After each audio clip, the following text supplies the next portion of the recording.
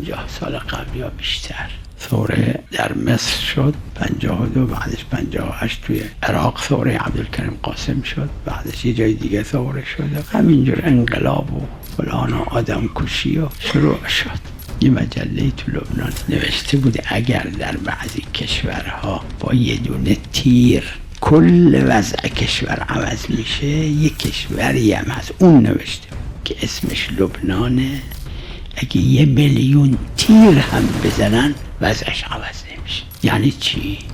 یعنی تو لبنان یه خورده آزادی هست. اینو کی درست کرد که به لبنان رسید اینجور شد لبنان؟ مؤسسش پیغمبر اسلام هست.